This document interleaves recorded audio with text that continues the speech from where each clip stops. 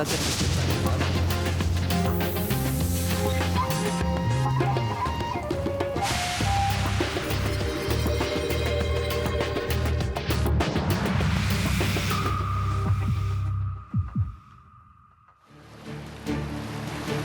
8000 km de Paris, la République dominicaine est sans doute l'une des destinations touristiques les plus connues des Caraïbes. Christophe Colomb débarque ici en 1492. Il baptise cette île Hispaniola en hommage à l'Espagne qui a financé son expédition. Deux pays se partagent l'île aujourd'hui, Haïti et la République dominicaine. Ces plages de sable fin, ces hôtels all-inclusif, tout inclus, ont fait de la côte dominicaine un lieu de villégiature prisé des touristes européens ou américains. Chaque année, ils sont près de 4 millions à venir profiter de son climat et de ses eaux turquoises. Mais derrière cette carte postale idyllique, le pays doit se préparer à relever plusieurs défis. Chaque année ou presque, la République dominicaine est la cible de cyclones. Leur première victime, les habitants des bidonvilles de la capitale, Saint-Domingue. Ce qu'on nous dit, c'est fuyez ou mourrez. À l'ouest du pays, c'est aussi l'eau qui menace, celle d'un lac qui ne cesse de gagner du terrain. Un désastre pour des milliers d'agriculteurs. C'est romantique, c'est silencieux, c'est majestueux. Et c'est une zone pleine de douleur. Pour ce pays, le plus grand fléau, ce serait un séisme semblable à celui qui a frappé Haïti. 230 000 morts en quelques minutes. Qu'allons-nous faire si nous perdons toute la population étudiante dans un tremblement de terre? Qu'allons-nous faire si nous n'avons plus d'hôpitaux? Le dernier séisme en Haïti est l'un des plus meurtriers de l'histoire. Il s'est produit à seulement 300 km de Saint-Domingue.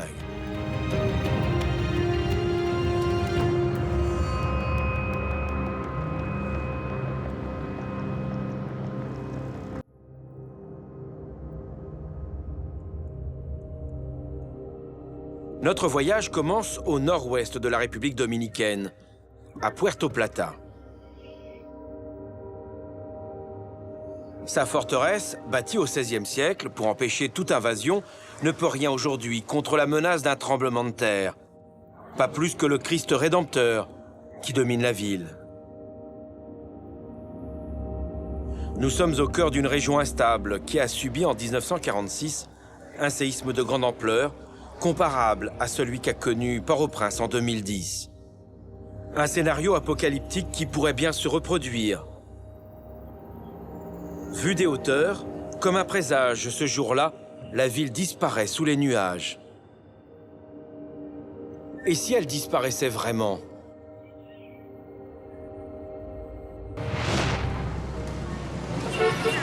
Cette hypothèse, Leonardo Reyes Madera la redoute plus que tout. Depuis des années, il milite pour que des mesures soient prises afin de limiter l'impact d'un tel séisme. Il est ingénieur en structure de bâtiments. Dans cette école qu'il a expertisée, il a pu constater de nombreuses faiblesses.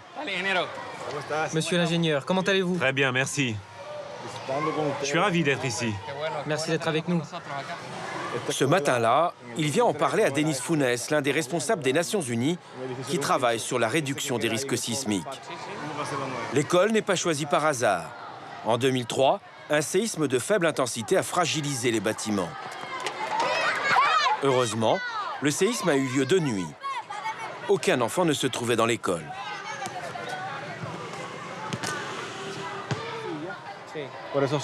Malgré son apparence, pour l'ingénieur, le bâtiment a un problème fondamental de conception.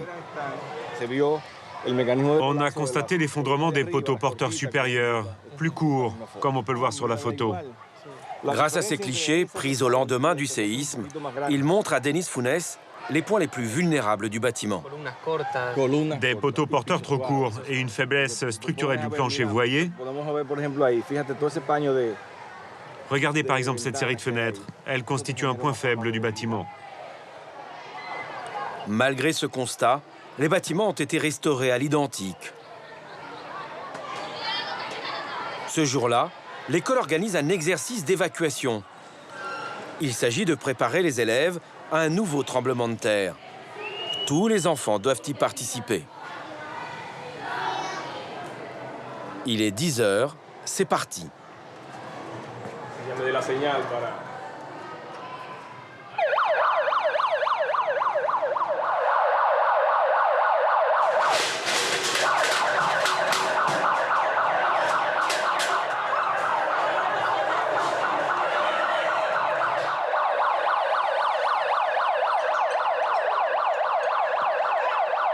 L'évacuation se déroule dans le calme.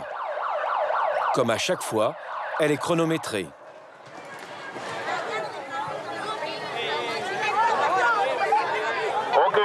Ok. Nous allons maintenant nous diriger par groupe organisé vers le terrain de basket. Un exercice qui semble bien rodé. Pourtant, il n'a été mis en place qu'en 2012. Une prise de conscience qui paraît bien tardive. 3 minutes 8. Ils ont mis 3 minutes et 8 secondes. Va bien. C'est correct, c'est le temps prévu. On a besoin de 3 minutes pour mener les personnes vers un lieu sûr. Là, l'évacuation a été faite en moins d'1 minute. C'est 15 secondes de mieux que la fois dernière. L'exercice est terminé. Le responsable de la sécurité fait le point avec le représentant de l'ONU et la directrice de l'école. Mais qu'avez-vous observé au niveau du comportement des enseignants et des élèves? Les enseignants ont mieux agi aujourd'hui. C'est sans doute parce que vous étiez là pour nous superviser. Et aussi grâce à la formation que nous avons reçue du ministère et de l'UNESCO. Si dans cette école, les élèves semblent mieux préparés à réagir en cas de séisme, l'école reste très vulnérable. Et ce n'est pas la seule dans ce cas. En République dominicaine, la quasi-totalité des écoles et des bâtiments publics sont construits sur un modèle identique. Que se passera-t-il dans l'hypothèse d'un séisme aussi violent que celui qui s'est déroulé en Haïti? Pour Leonardo Reyes Madera, les bâtiments risquent bien de s'écrouler. C'est criminel à ses yeux. Il dénonce l'irresponsabilité des pouvoirs publics. Pour lui, l'absence de politique de prévention des risques va avoir des conséquences graves sur les populations comme sur les édifices publics.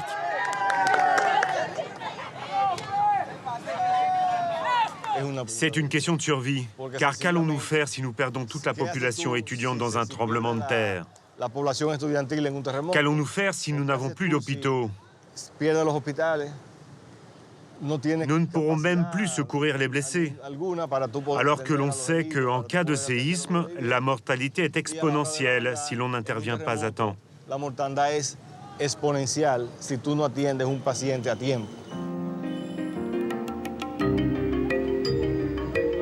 Depuis 2010, l'ingénieur est hanté par le séisme haïtien.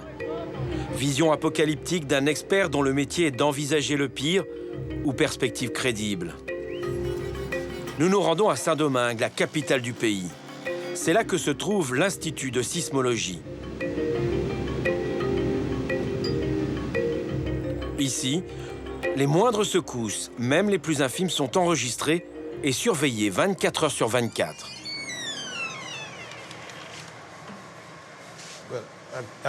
Ici, vous êtes dans la pièce où l'on enregistre et analyse les données sismiques des tremblements de terre.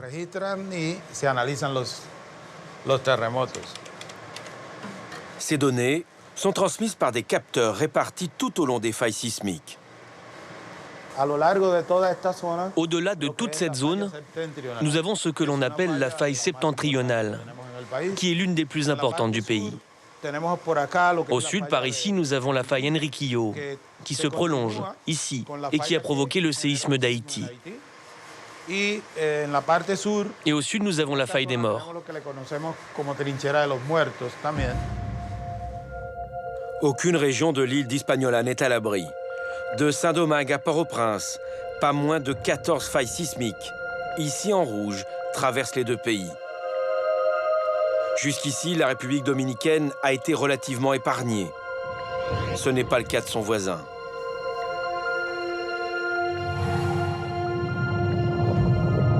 Ce 12 janvier 2010, à Port-au-Prince, les murs tremblent. Il est 16h53. Un séisme de magnitude 7,3 frappe la capitale haïtienne. Les habitants n'ont que quelques secondes pour tenter de s'échapper.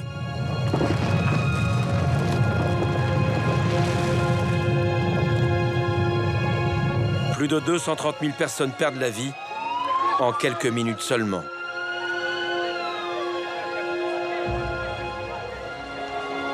Partout, les dégâts sont considérables.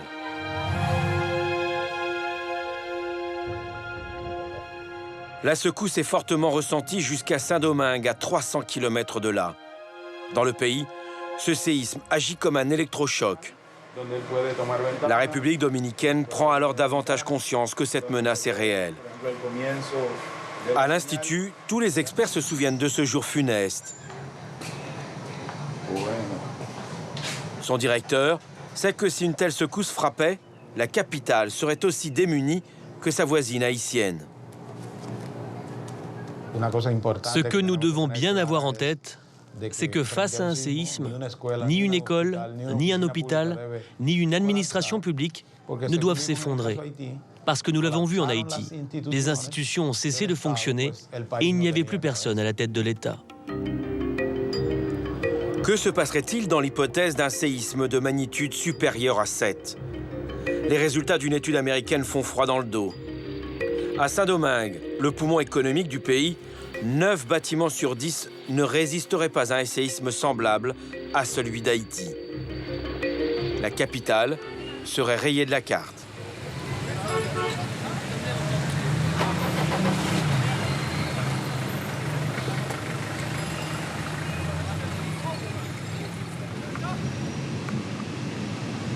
Nous retrouvons Leonardo Reyes Madera. Ces chiffres ne surprennent pas l'ingénieur. Il connaît la fragilité des constructions de Saint-Domingue. Tous ces édifices ont été construits selon le code sismique de 1979, qui à l'époque était un des plus avancés. Malheureusement, le temps a passé. Et ces prescriptions et ces exigences ont peu à peu été négligées par les organismes officiels en charge de son application. Leonardo nous emmène voir l'un de ces nombreux immeubles qui pourraient s'écrouler comme un château de cartes. Rien qu'en regardant, on se rend compte qu'il y a une zone de faiblesse si on la compare avec la partie au-dessus. En haut, nous avons un ensemble massif, très compact, qui repose en bas sur de simples colonnes. Si un tremblement de terre se produit, la partie supérieure va commencer à onduler sur ces colonnes. Pourquoi? Parce qu'il n'est pas construit comme cet immeuble où nous pouvons voir que les murs reposent sur le sol.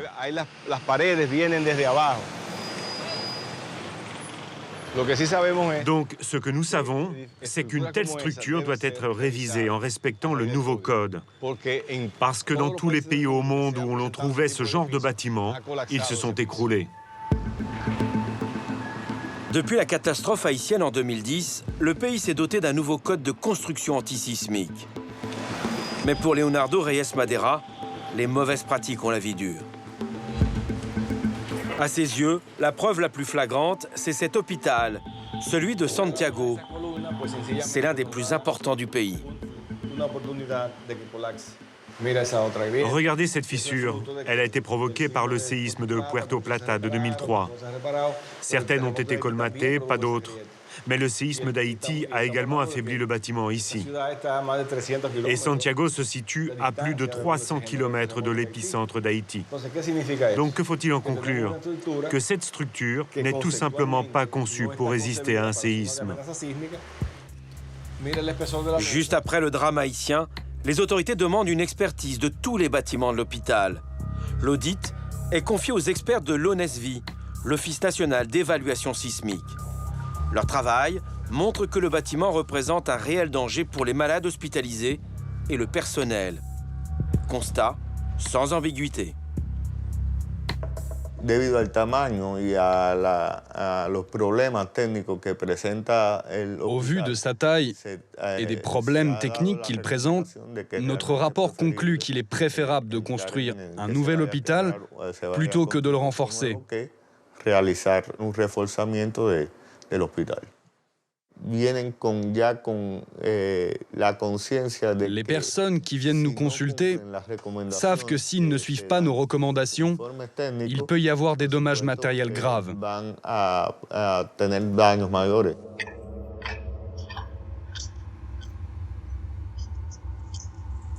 Malgré cette menace, le gouvernement a finalement décidé de renforcer l'hôpital. Pourquoi un tel choix ? Nous avons tenté de joindre ceux qui ont pris cette décision.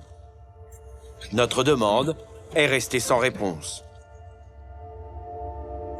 Depuis sa création en 2001, l'Office d'évaluation sismique a inspecté près de 8000 bâtiments, dont 1500 édifices publics. Combien d'entre eux ont été jugés vulnérables ? Impossible de le savoir. Aucune information n'existe à ce sujet. Les risques naturels. Les millions de touristes qui visitent chaque année le pays n'aimeraient sûrement pas les connaître. En moyenne, ils viennent passer une semaine en séjour all-inclusive, attirés par ces images de cartes postales et ces spots publicitaires. République dominicaine, tout ce dont vous rêvez. Le tourisme est un enjeu important pour le pays. Il représente près de 20% du PIB. Chaque année, près de 4 millions de touristes se pressent sur ces plages. Un chiffre que le pays veut doubler d'ici à 2020. Mais un danger guette ce secteur florissant, les tsunamis.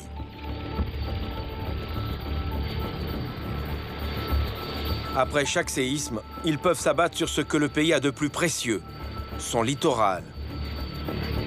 La République dominicaine se prépare-t-elle à une telle éventualité ?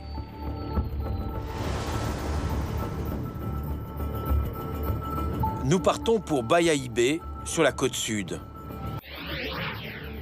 C'est une zone à risque.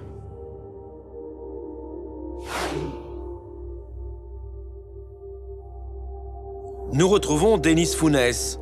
Pour le compte des Nations Unies, il est chargé de mettre en place un plan national de prévention des risques naturels.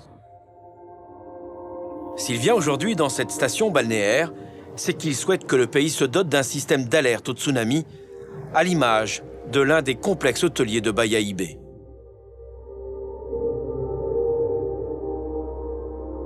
Ce qui nous intéresse, c'est le potentiel du projet qui se développe ici sous l'impulsion du gouvernement. Car elle conjugue les efforts du secteur privé avec ceux des instances gouvernementales et de la société civile, afin de mieux préparer le pays à réagir. Cela va permettre à la République dominicaine d'être plus réactive en cas de séisme et de tsunami, et ainsi ne pas entraver son développement.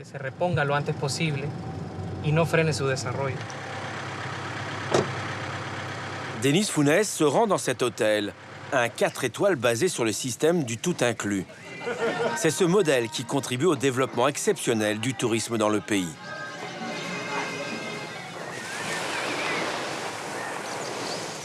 Détente, calme, luxe, jardin taillé au millimètre, le décor est soigné. Ici, tout doit être parfait, jusqu'à la sécurité des clients. C'est la mission de Wilfredo Pérez. Un travail discret qui va au-delà de la simple prévention incendie. Comme nos générations n'ont jamais connu de tsunami, il arrive que l'on doute que cela puisse se produire. Mais il n'y a qu'à regarder en Amérique latine pour voir ce qu'un tsunami est capable de faire. Dans l'hypothèse d'un raz-de-marée, Wilfredo Pérez veut pouvoir réagir au mieux et au plus vite. Grâce à un cabinet d'experts, il a fait réaliser une simulation la plus réaliste possible. On s'est basé sur le scénario d'un séisme de magnitude 7 environ qui aurait lieu au large de la côte nord du Venezuela. L'idée était d'estimer le temps que la vague mettrait à arriver sur nos côtes et jusqu'où elle irait. Comme vous pouvez le voir, cette frange côtière est la zone où se trouve notre hôtel. Et vous voyez jusqu'où arriverait la vague.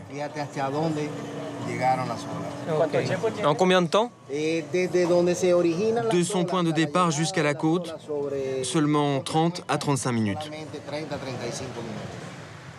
Le dispositif est assez simple. Il prévoit l'installation d'une alarme et un plan d'évacuation vers un lieu sûr, situé en hauteur. Comment arriver à convaincre les patrons des hôtels? Comment les sensibiliser à l'utilité de ce travail?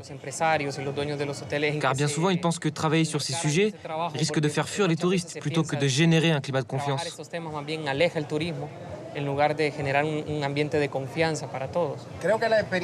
Je crois que l'expérience de ce qui s'est passé en Indonésie nous a beaucoup influencés. Les hôteliers ont vu comment une journée tranquille de vacances s'est transformée en une tragédie hors du commun.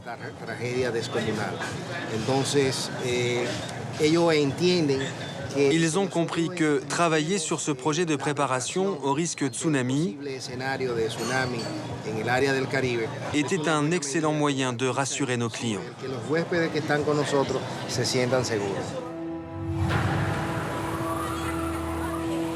Ces images ont bouleversé la planète. 26 décembre 2004.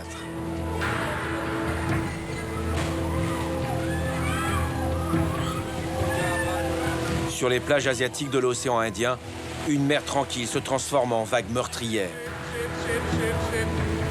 Pour des dizaines de milliers de touristes, des vacances de rêve tournent au cauchemar.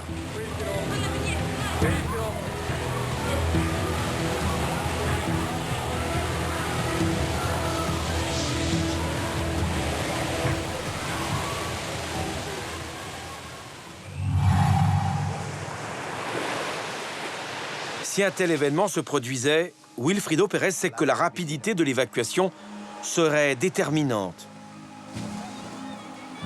Pour cela, il a formé les 450 employés du site à réagir au plus vite.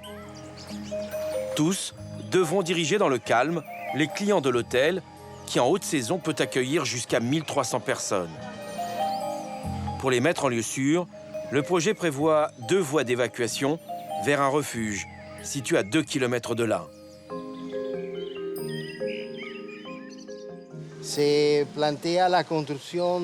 Nous avons prévu la construction d'un refuge avec de la nourriture et de l'eau pour pouvoir assister les personnes évacuées jusqu'au retour à la normalité et leur retour à l'hôtel.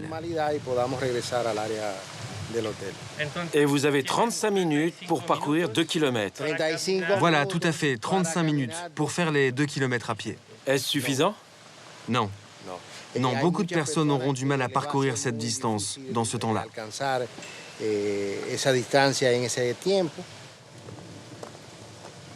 Wilfrido Pérez s'attelle déjà à ce défi logistique.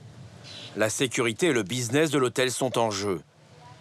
Mais beaucoup reste à faire. Pour l'Office météo, à l'origine de ce système d'alerte au tsunami, la bonne volonté de quelques hôteliers fait figure d'exception. La majorité d'entre eux restent en fait sourds au fléau naturel. Plutôt que de parler de raisons économiques, je dirais que les groupes hôteliers n'ont pas pris conscience que notre pays est sensible au tsunami et qu'en cas de tremblement de terre, il y a un risque de raz-de-marée. Il y a un proverbe qui dit que le Dominicain met un cadenas après avoir été cambriolé. C'est une manière de dire que tant qu'il n'est pas confronté à une situation, il ne prend pas de mesures.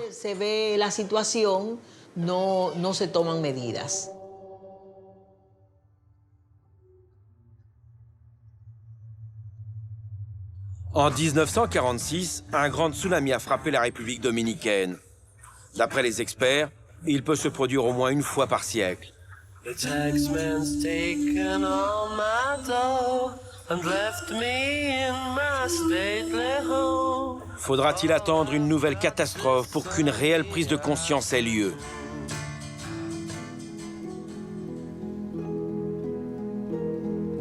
Nous quittons les plages de sable fin pour une toute autre république dominicaine, moins fréquentée par les touristes. Nous sommes dans la région du lac Enriquillo, un lac naturellement salé. Il est situé 30 mètres au-dessous du niveau de la mer. Bordé de terres fertiles, l'endroit est un sanctuaire avec sa flore et sa faune si particulière.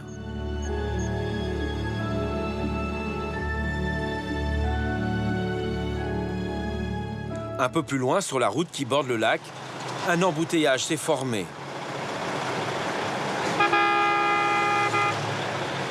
Des dizaines de camions et de véhicules tout-terrain patientent avant de pouvoir franchir cette grille.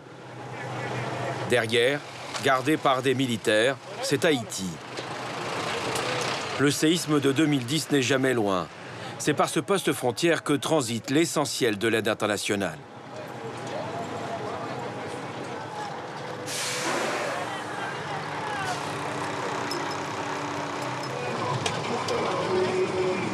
Représentant des Nations Unies, Javier Escobedo passe ici depuis plusieurs années.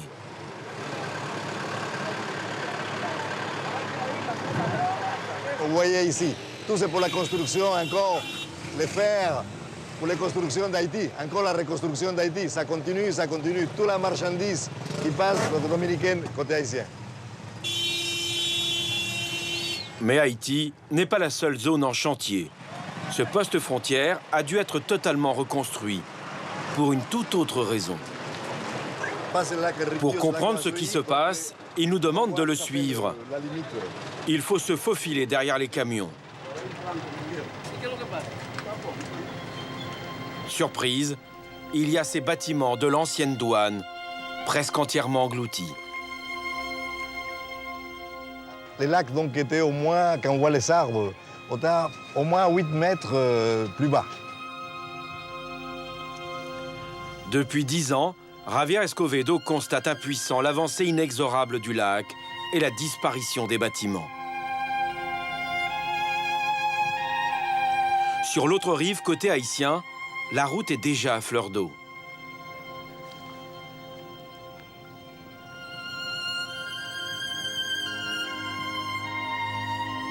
Les scientifiques n'arrivent pas à s'accorder sur l'origine du phénomène. Une certitude, depuis 2004, la superficie du lac a augmenté de plus de la moitié. 10 000 hectares de terre ont disparu sous les eaux. Dans cette région où l'on cultive principalement la banane, la montée des eaux est une malédiction. Javier Escobedo en a bien conscience. Cette terre nourricière se réduit comme peau de chagrin. Lui qui travaille pour la FAO, l'Organisation agricole des Nations Unies, nous emmène ici rencontrer l'un de ses producteurs, victime de la montée des eaux. Bonjour, comment vas-tu? Bonjour. Ça va, toujours en lutte. En lutte contre le lac, comme toujours. Eh oui, un sacré combat. Ernesto Senna lutte comme il peut, mais le combat est inégal. À chacune de ses visites, Javier Escobedo ne peut que constater les dégâts. On voit que l'eau du lac commence à envahir au fur et à mesure. Vous voyez encore ici, encore les bananes sont encore en pied, sont encore vivants, mais au fur et à mesure, ils commencent à dessécher. Plus on progresse vers l'intérieur du lac, plus la végétation se meurt, empoisonnée par l'eau salée. La végétation, comme les champs de bananes.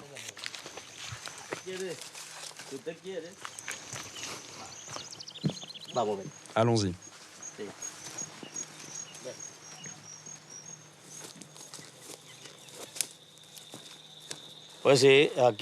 Cette propriété m'appartient. Cela m'affecte beaucoup. Je ne viens plus par ici, car je suis anéanti.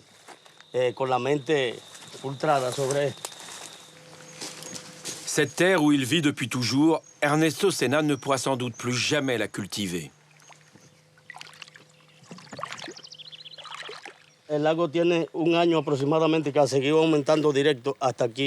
Cela fait 1 an que le lac est là, mais il a continué à s'étendre et continuera à le faire. Ça ne va pas s'arrêter, car comme je vous l'expliquais, même si le lac est là, l'eau en sous-sol va 30 à 40 mètres plus loin et il n'y a rien à faire. Combien d'hectares vous avez perdu? Mon frère et moi, nous avions ici 4 hectares plantés de bananiers. Et maintenant? Aujourd'hui, nous n'avons presque plus rien. Dans la partie du haut, il nous reste moins d'1 hectare cultivable. C'est pour notre consommation personnelle uniquement.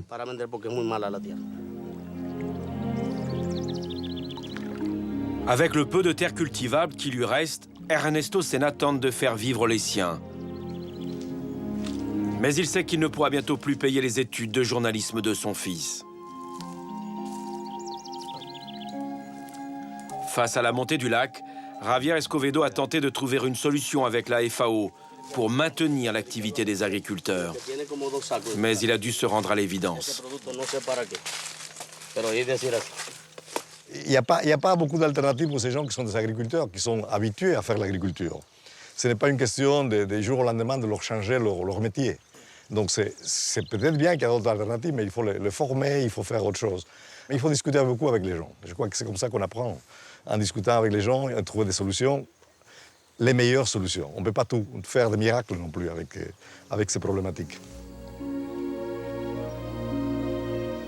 Si elles ne peuvent pas faire de miracle, les équipes de la FAO tentent au moins de répondre à l'urgence.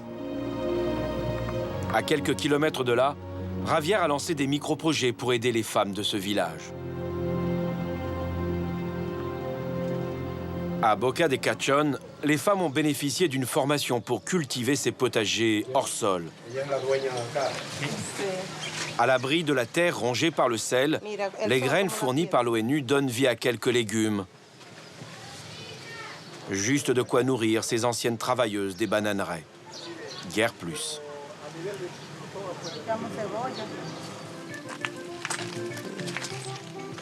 Buenos días a todos. Bonjour tout le monde. Bonjour. Comment allez-vous? Bonjour.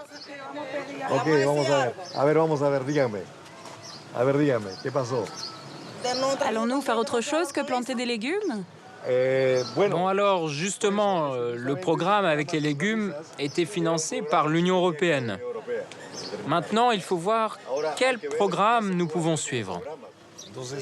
Javier Escovedo ne baisse pas les bras. Il cherche encore et toujours de nouvelles subventions.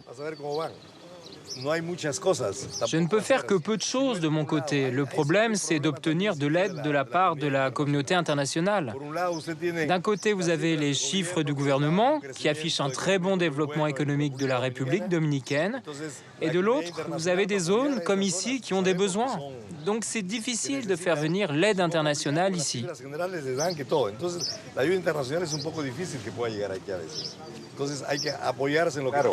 À plus de 450 km des plages de Punta Cana, les femmes de Boca de Cachón sont les victimes collatérales de l'essor économique du pays. Nous sommes dans une zone que c'est la même chose en Haïti, un peu en crise, un petit peu en crise humanitaire, on peut dire, parce qu'ils n'ont pas d'argent, ils n'ont pas l'argent pour survivre chaque jour. Ils n'ont pas d'alternative aussi pour travailler, donc c'est très difficile à leur trouver. Donc il faudra des investissements dans la zone, puisqu'on puisse créer des emplois ou d'autres choses qui ne soient pas seulement liées à la terre, qu'il y ait un peu d'occupation. Allez, à la prochaine.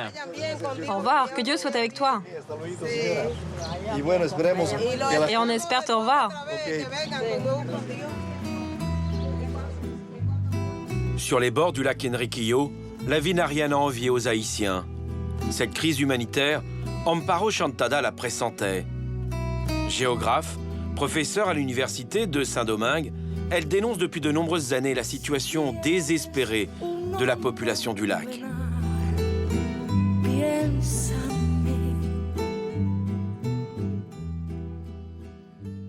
Ça me fait de la peine parce que c'est une zone très très très belle. C'est romantique, c'est silencieux, c'est majestueux. Et c'est une zone pleine de douleur. Les gens ont faim, les gens n'ont pas de travail. Et ils vivent avec une nature qui est splendide. C'est dur, ça fait de la peine. La géographe rencontre régulièrement les maires des villages, des maires qui se sentent abandonnés par les autorités. Nous sommes inquiets, car il nous reste très peu à manger. Mais quand nous n'aurons plus rien, que ferons-nous? Amparo Chantada tente alors de joindre le gouverneur. Nous aimerions interviewer le gouverneur de Neiba. Serait-ce possible? Il n'est pas disponible. Ah, à Saint-Domingue? Une situation que les élus locaux rencontrent tous les jours. Ok, merci, au revoir. Je ne me souviens même plus du dernier gouverneur ou du dernier sénateur qui est venu. Pourquoi? Parce qu'ils sont sénateurs pour la fonction. Moi, je crois qu'un sénateur est un serviteur. Est un serviteur public. Que son rôle est de venir dans nos villages, voir comment on vit. Laissée pour compte, cette population n'a d'autre choix que de fuir. Fuir vers les grandes villes. Il y a encore 4 ans, la commune comptait près de 5000 habitants. J'ai fait un recensement il y a 15-20 jours. Et à ma grande surprise, il y a moins de 2000 habitants. Les gens sont partis ailleurs pour ne pas mourir ici. C'est sans doute la conséquence de cette situation qui se produit dans tous les villages. Des familles vont abandonner leur maison. Mais pour aller où?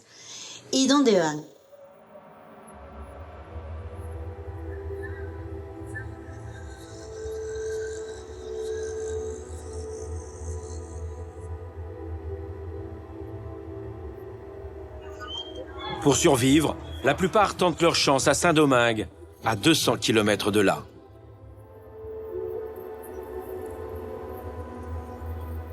De la capitale dominicaine, les touristes de passage ne connaissent que son front de mer et ses gratte-ciel. À 2 pas du centre-ville, on découvre pourtant un tout autre univers. Relégués le long du fleuve, des bidonvilles, des barrios comme on les appelle ici. Leurs habitants ont fui les campagnes avec l'espoir de trouver une vie meilleure en ville. Mais la désillusion est grande. Ici, ils vivent du chiripeo, la débrouille. Le chômage toucherait plus d'une personne sur 2.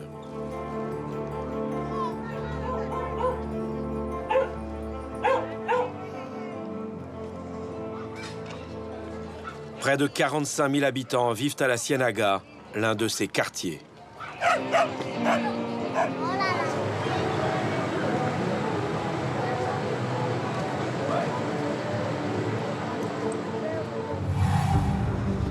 1998. L'ouragan George s'abat sur le pays. Des vents violents et des pluies diluviennes balayent l'île pendant plusieurs jours. Voici la Ciénaga quelques heures seulement après son passage. Un scénario qui se répète chaque année avec plus ou moins d'intensité.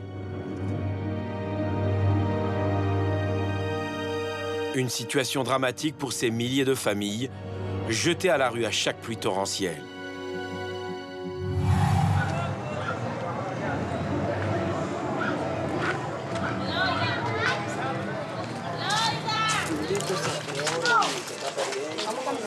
Au fond de l'une de ces ruelles étroites, nous rencontrons Maria Elena Rosario. Elle est arrivée ici il y a 20 ans. Elle a elle-même construit sa petite maison rosée verte. Regardez dans quoi je vis. Je suis malade et je ne peux plus travailler. Maria Elena tient à nous montrer les traces de la dernière inondation. Pour elle, il n'y a pas d'autre choix que de quitter au plus vite le barrio. Ah, mais je ne réfléchirai même pas. Je suis tellement angoissée quand la rivière déborde. Je partirai sur le champ. Aucun doute.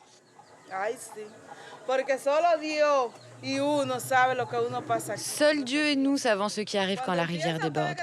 Quand l'eau revient, on a peur car on sait ce qui nous attend.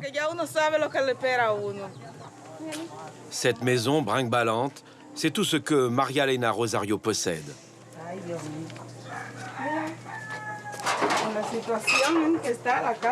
Regardez dans quel état se trouve ma maison. C'est un vrai désastre.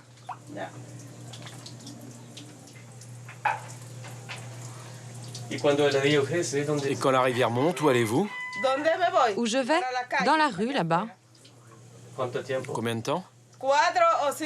4 ou 5 jours, 8 jours parfois. Nous n'avons nulle part où aller. Les refuges sont pleins et le mieux dans ce cas, c'est de rester dans la rue.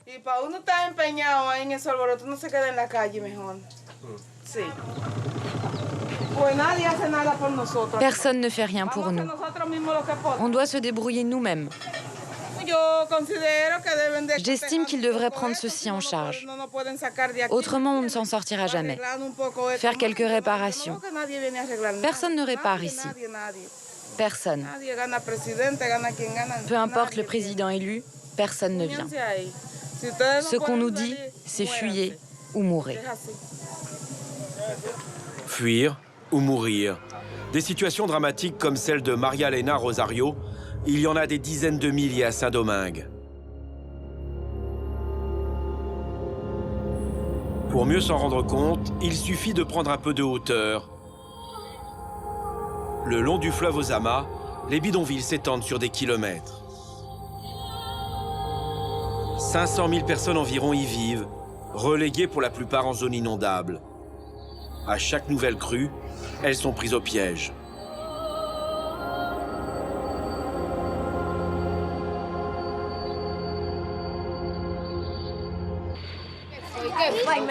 Jesús Martínez est un leader communautaire de la Ciénaga. Il est l'un des porte-parole du quartier. Depuis 30 ans, il se bat pour que les autorités viennent en aide aux milliers de familles de la Ciénaga.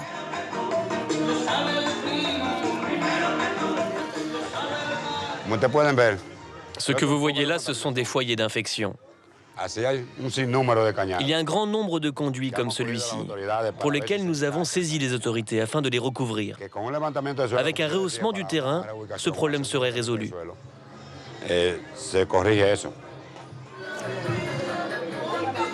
À ses yeux, rehausser le terrain, ce serait mettre les maisons hors de portée du fleuve.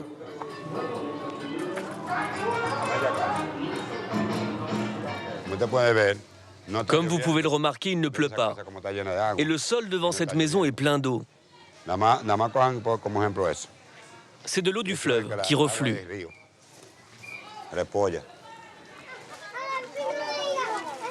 De l'eau stagnante au cœur du bidonville. Mais que dire des habitants qui vivent sur les bords du fleuve? À la Ciénaga, les années passent et les conditions d'hygiène se dégradent, à l'image du choléra qui a fait son apparition.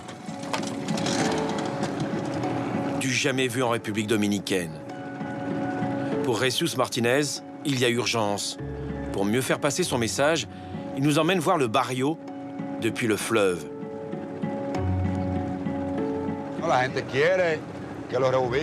Les gens veulent être relogés dans de meilleures conditions. On ne peut pas vivre comme ça. Comme vous pouvez le voir, ces maisons ont les pieds dans l'eau. Et le fleuve est contaminé. Parce que toutes les entreprises et les hôpitaux publics rejettent leurs eaux usées dans le fleuve. Le regard que Jesús Martínez porte sur le barrio paraît désespéré. Après tant d'années de combat, malgré les promesses des hommes politiques, rien ou presque n'a été fait pour venir en aide aux habitants. Avec le décret de l'ancien président Balaguer en 1991, après la mort de plus de 47 enfants et adultes suite à une épidémie de typhus, la zone a été décrétée non habitable. Un processus de relogement des familles a alors débuté. On y a cru, mais il s'est arrêté.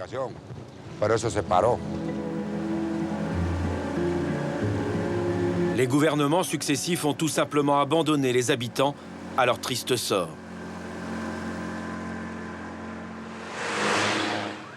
Nous nous rendons à la mairie de Saint-Domingue pour savoir comment elle compte régler le problème des bidonvilles. Surprise, en guise de réponse, l'adjoint au maire en charge des quartiers nous présente un projet de ramassage des ordures. Une mesure parmi d'autres pour améliorer le quotidien des habitants.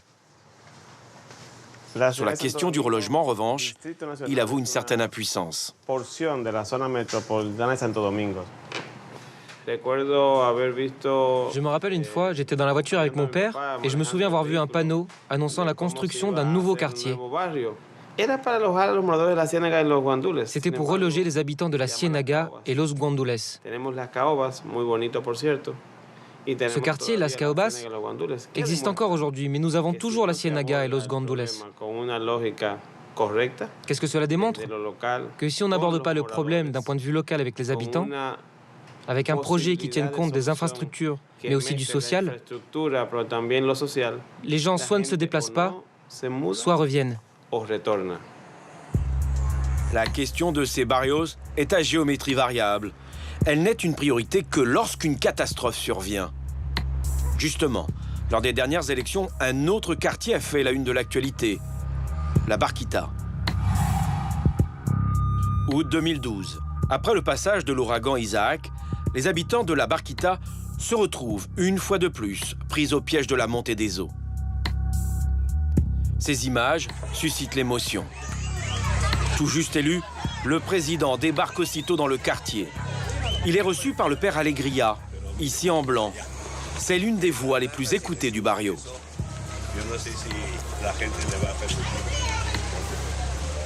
Et si on essayait de résoudre le problème avec un mur de protection, puis en reconstruisant leur maison? Mais comment faire avec le fleuve? Si nous construisons le mur le long de la berge. Puis assainir la zone? Oui. Le chef de l'État annonce qu'il veut reconstruire la Barquita. Il est applaudi. Son objectif affiché, protéger les habitants des crues du fleuve et leur offrir de nouveaux logements. Il demande alors au père Alegria de jouer les médiateurs entre les autorités et la population. Lorsqu'il pleut, le fleuve inonde toutes les maisons que vous voyez là, toutes. C'est dans cette école que l'Église catholique a financé que le père Alegria a reçu le président. Qui je suis, moi? Alegria, la joie en espagnol. Avec un tel patronyme, le père représente l'espoir d'une vie meilleure. Depuis 30 ans, il consacre sa vie à ce quartier. Avec le projet de la nouvelle Barquita, il porte désormais les nouveaux espoirs des habitants.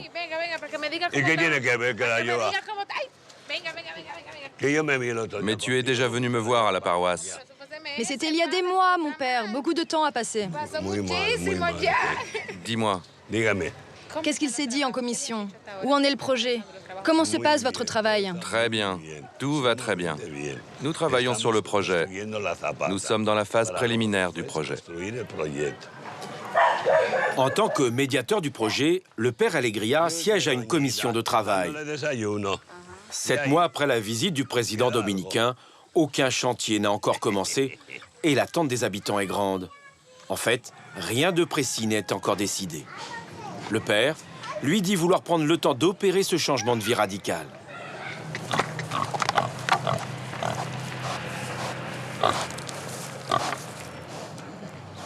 Il ne s'agit pas seulement de construire des habitations. C'est avec les gens que l'on travaille à améliorer les choses. À tous les niveaux, ce n'est pas la même chose de vivre dans une bicoque comme vous les voyez ici, et dans un appartement. De vivre dans un immeuble de 4 étages. C'est très différent.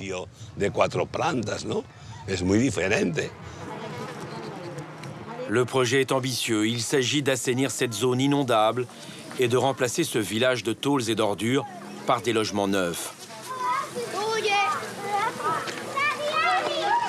Amparo Chantada aimerait que ce projet annonce une nouvelle ère.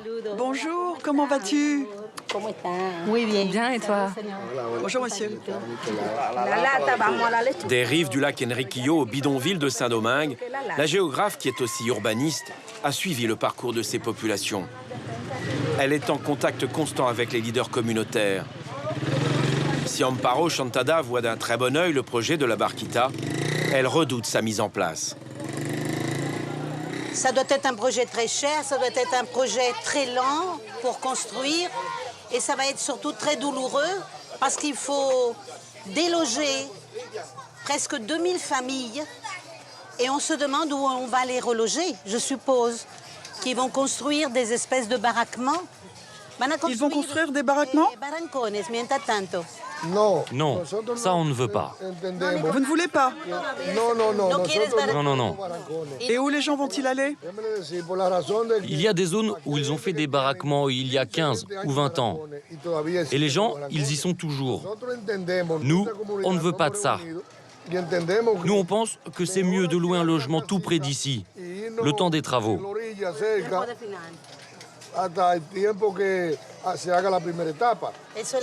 C'est une question de manque de confiance. Vous craignez que ça ne devienne une situation durable. Je comprends.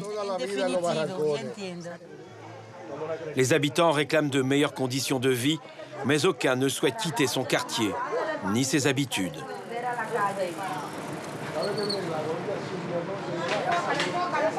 Ce qui te fait vivre, c'est la proximité de la ville. Tu es en plein Saint-Domingue-Est ici. Donc tu as des avenues, des moyens de transport, l'hôpital, des commerces. Nous avons de quoi vivre ici. Oui, nous avons de quoi vivre ici. Donc, si on vous déplace loin d'ici, ça va être très difficile. Exactement. S'éloigner du quartier, même pendant la durée des travaux, personne ici ne veut s'y résoudre. Pour tous ces habitants, se retrouver loin d'ici, c'est prendre le risque de devoir recommencer leur vie à zéro, une nouvelle fois.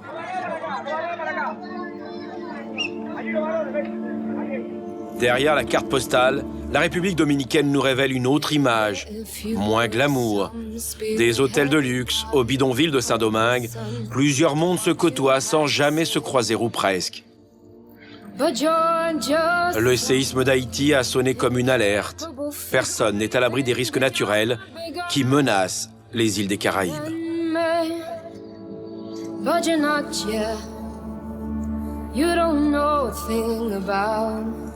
The youth of today, stating your opinion, making it real.